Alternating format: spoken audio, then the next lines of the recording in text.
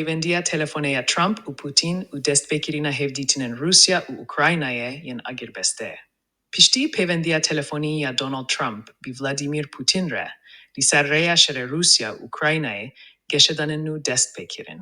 Ev bangevaziya ku zeydatiri du saytan dom kir, yekem peyvendiya raste dinav bera reberen her du velatan de jidema destpekirina geranu ya şer di sala 2020 u dude.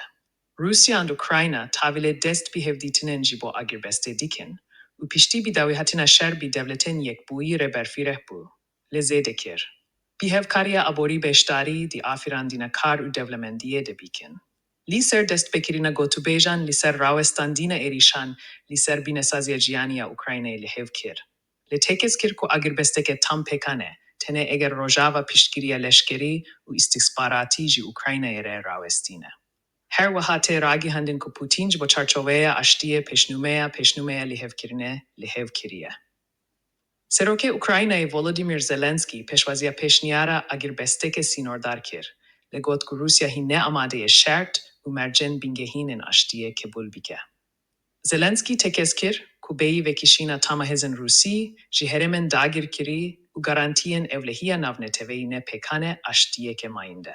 Vatikane mazuvaniya hevditinin aştiye peşniyar kir u Donald Trump ji piştgiri da inişiyatife.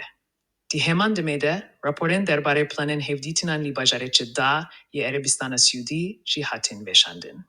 Di gava yekema pratikte, bi tevgerek sembolik, Rusya Ukrayna li hevkirin ku her yek hezar girtiyan serbest berdin. Ev tevgervek nişana dilxwaziya destpeke ya her du alyan jibo kimkirina aloziyan te ditin.